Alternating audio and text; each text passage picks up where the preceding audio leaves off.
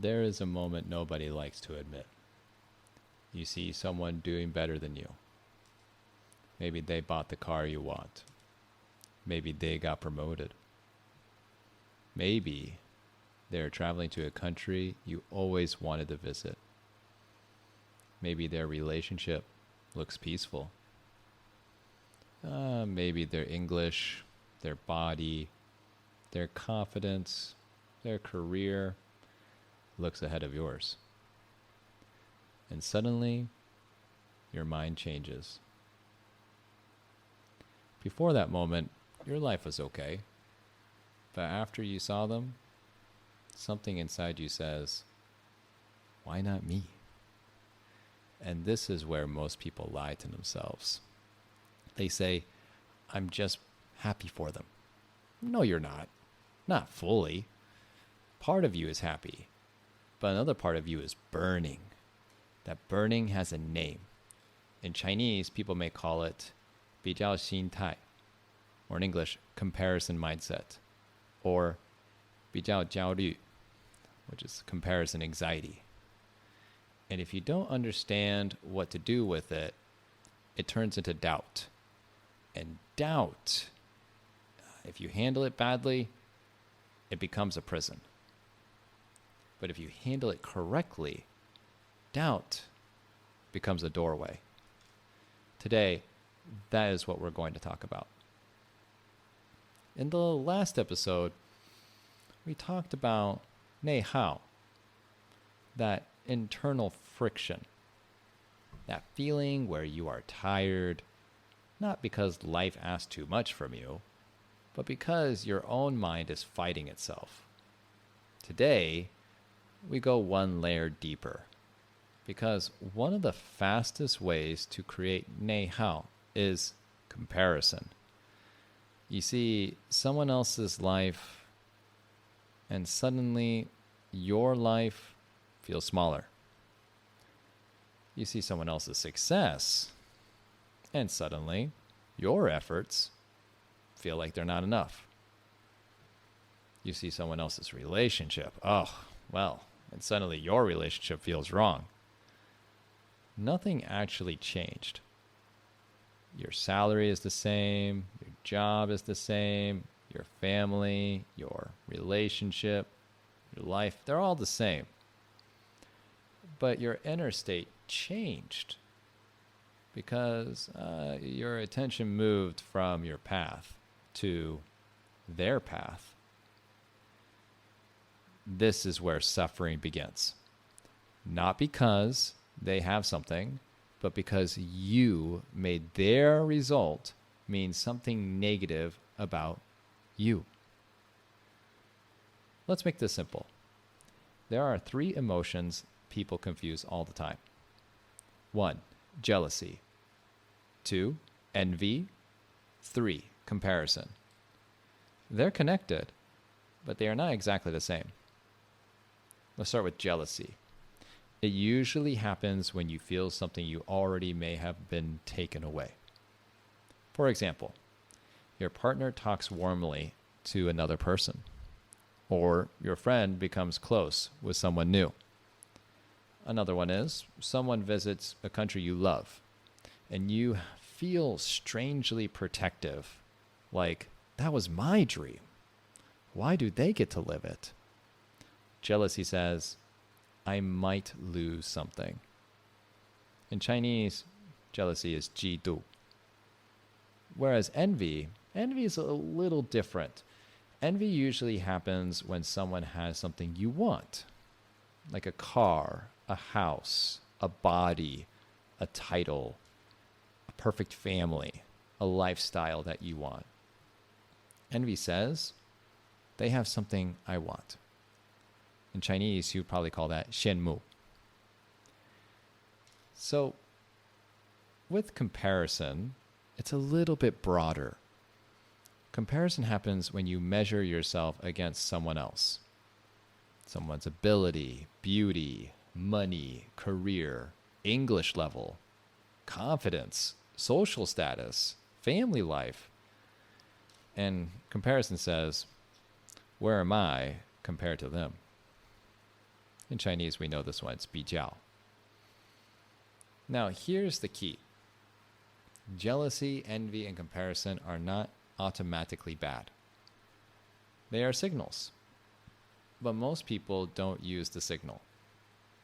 They complain about the signal. And that is where they get stuck. Let's make this real for life in Taiwan.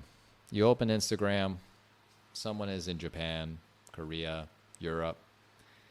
Someone's posting a nice dinner in Taipei, and you're eating a biandang at your desk again.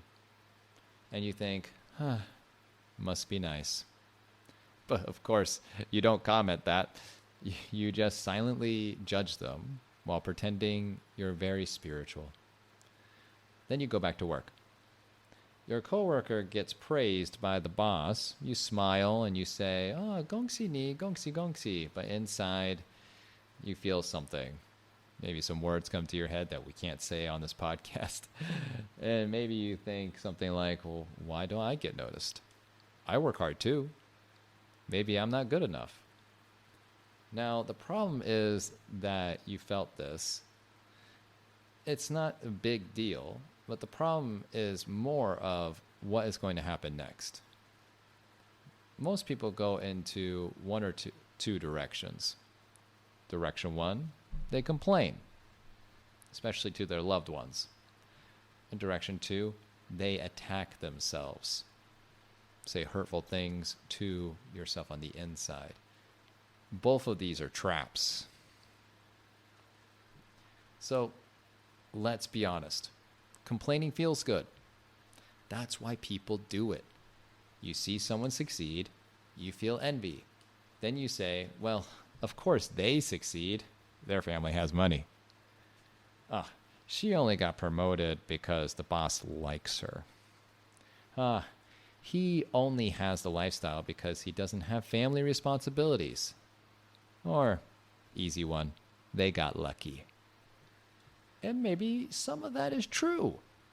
Maybe they did have advantages. Maybe their situation is actually easier. And maybe the workplace is unfair. But here is the brutal truth. Even if you complain, and it is accurate, it may still be useless. That one hurts. Because people think if a complaint is true, it must be helpful. No. A true complaint can still keep you stuck. When we look at this, especially at the articles that are out there, I also wrote an article about this. When people describe their problem and get validation, they release emotional pressure.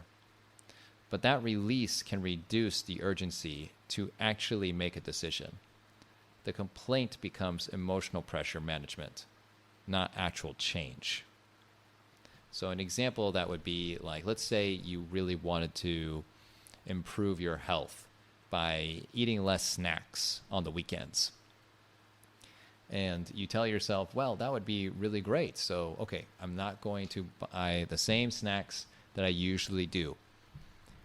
And then you decide to have a movie night. You love to watch movies, and so you invite a friend to come over to watch the movies with you. But you forgot to tell them don't bring any snacks. Uh-oh. Well, they come over and they say, look, I got these 2 giant bags of potato chips. So here we go. Here's the challenge. And this is what will happen. They'll say, have some. You don't have any snacks here? You can share mine. Yeah. And that's when the emotional pressure management becomes really difficult, because you're telling yourself, I really want to lose weight, but I feel bad if I don't eat the chips. What do? So in either situation, you're going to be right. And if you choose to eat the chips, you'll still be stuck. And you can explain the unfairness perfectly and still not improve. You can describe why this can be an advantage for other people. Maybe they don't have friends that eat bad food, and still do nothing with your life. That is the danger. And there's many of them like there. So let's talk about doubt. Jealousy, envy, and comparison often create doubt. You start thinking, maybe I'm behind. Maybe I'm not good enough. Maybe I'm too old. Maybe I missed my chance. This is especially strong for people around 30 to 50. Because when you are young, comparison feels like pressure. But when you are 35, 40, 45, 50 or more, comparison changes into judgment. You don't just think, they're ahead of me. You think, maybe I should already be there. And that creates a very heavy feeling. In Chinese, you call that something like 自我怀疑. So this self-doubt that we can have can create lots of things. But here is the reframe. Doubt is not always bad. Doubt can be intelligent. Doubt, it can ask, is there something I need to improve? Is there a skill I haven't built yet? Is there a conversation that I need to have? That kind of doubt is useful. But most people don't use doubt like that. They let doubt become something more dangerous. And that's lack. Lack says, I don't have enough. I'm not enough. It's too late. They have something I can never have. That kind of doubt does not create action. It creates paralysis, or a feeling that I just can't move. So the question is not, how do I never feel doubt? That's childish. The real question is, when doubt appears, do I use it as a mirror or as a weapon? A mirror helps you see. A weapon helps you hurt yourself. Most people are using doubt as a weapon. Here is the heart of this episode. When these emotions appear, do not suppress them, do not control them, transform them. 3 shifts. Envy can become admiration. Jealousy can become acceptance. And comparison can become appreciation. This is so important. Now I'm going to say it one more time. This is the most important thing that you need to take from this episode. Envy can become admiration.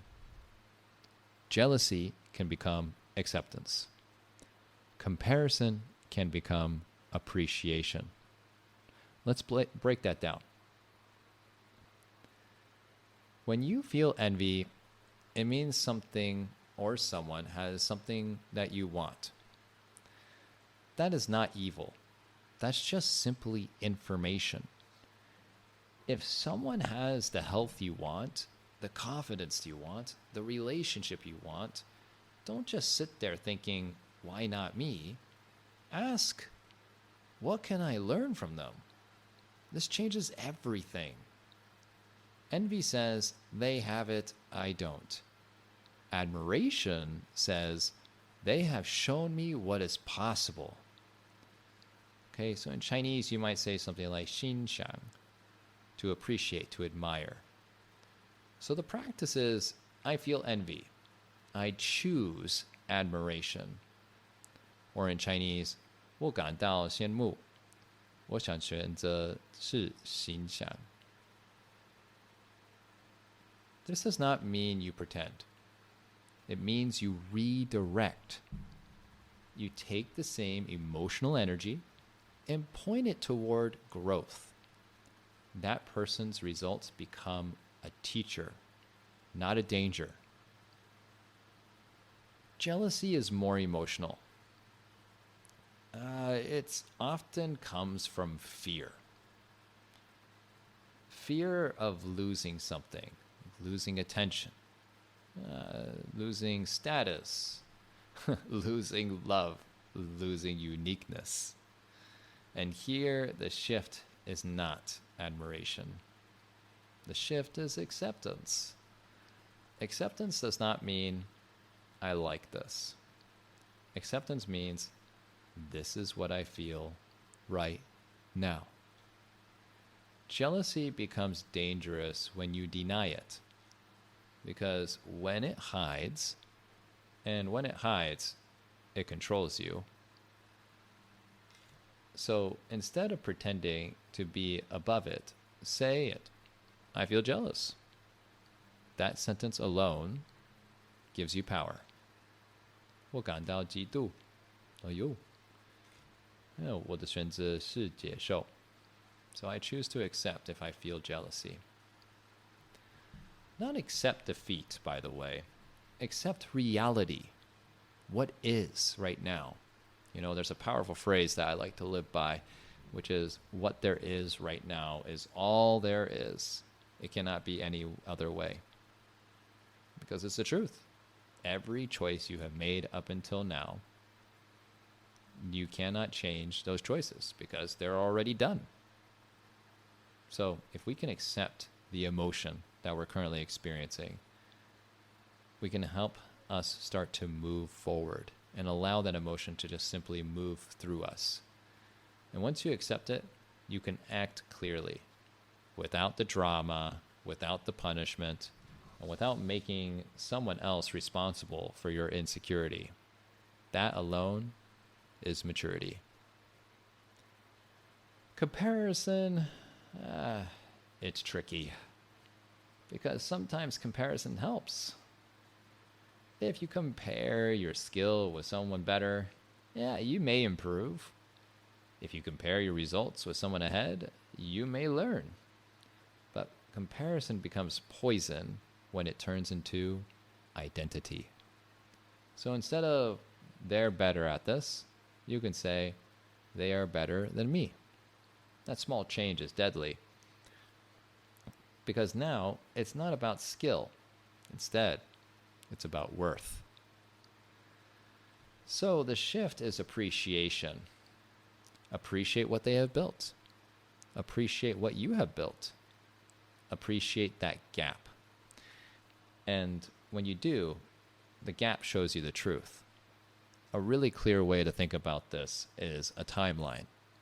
You know, you have lived a life up until now, from 0 all the way until how old you are at this moment. And inside of that timeline, you've experienced a lot of things. A lot of great things, a lot of things that you wish didn't happen. Nonetheless, those experiences are yours. And then you look at someone else who has something that you want. Well, essentially, they just did something different with their timeline than you.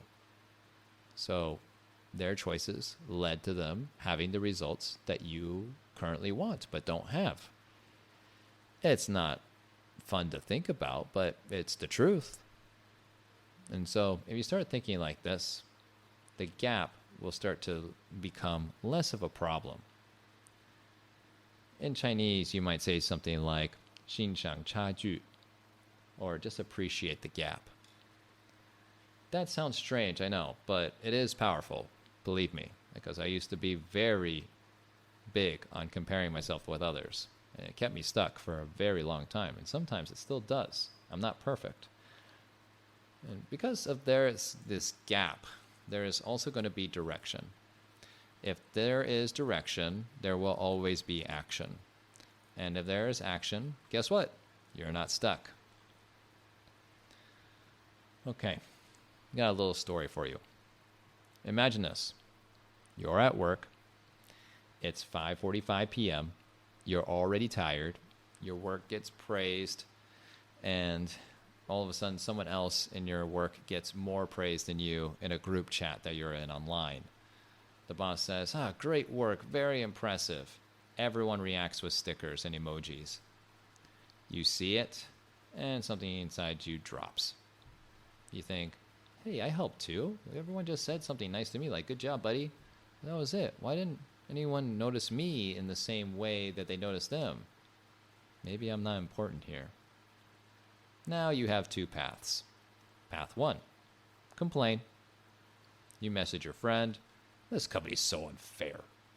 Oh, the boss only likes certain people. No matter how hard I work, nobody sees me. And your friend says, yeah, that's terrible. You deserve better. And then you do feel better because of that message for about 10 minutes. But how about tomorrow? Same company, same boss, same pattern. That is what complaining does. It releases the pressure just enough so you don't change. Or you could do path two, transform. You say, I feel comparison, I feel envy. Then you ask, what is this showing me? Okay, one more time.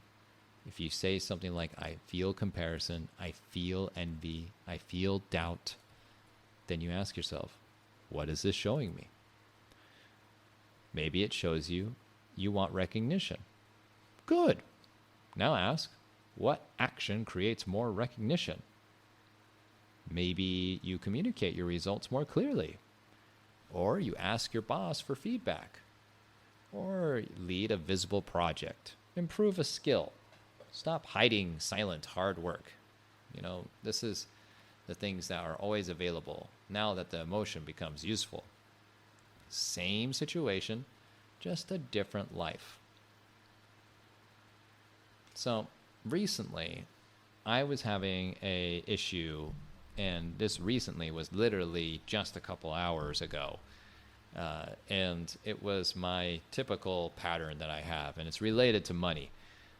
I have this really great opportunity where I can go volunteer at an event in Malaysia, and it's during a really cool situation that I've been wanting to do for the last 2 years, but I just never mustered up the courage to go because it was usually this event is during a time where I'm busy.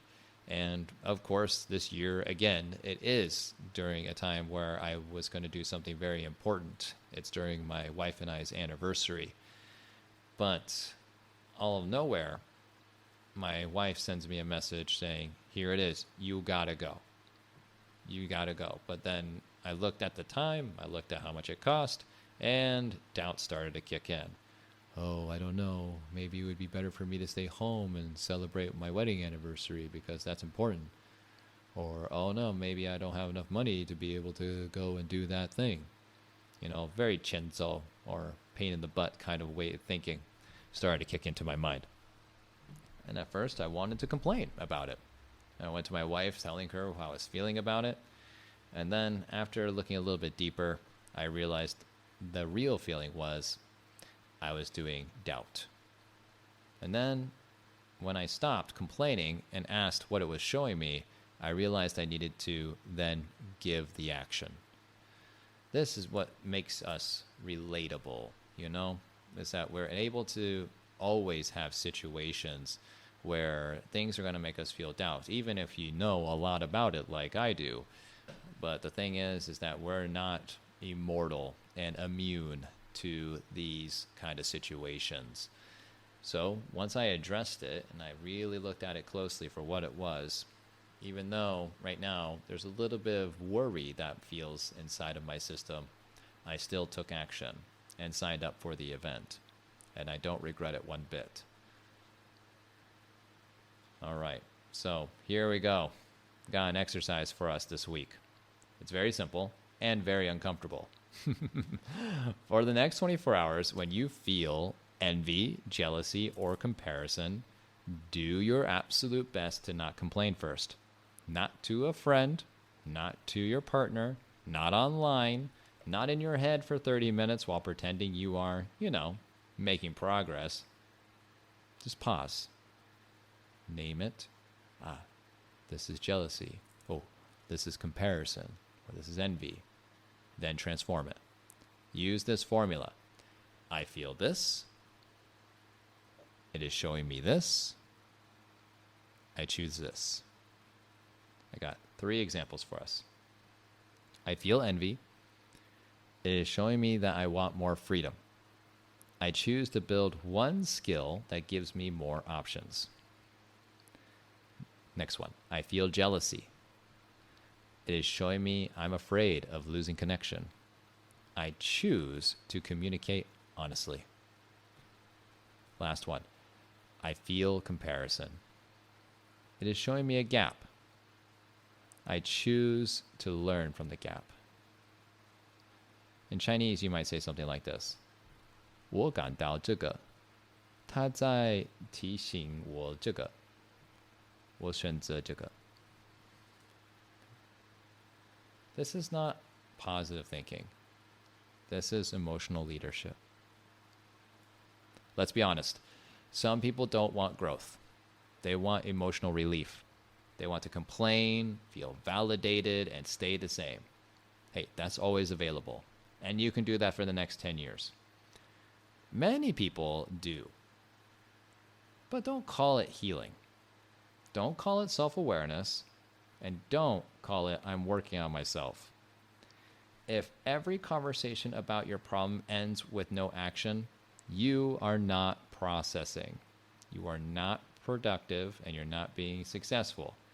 You are simply rehearsing, kind of like you're doing your own play again and again.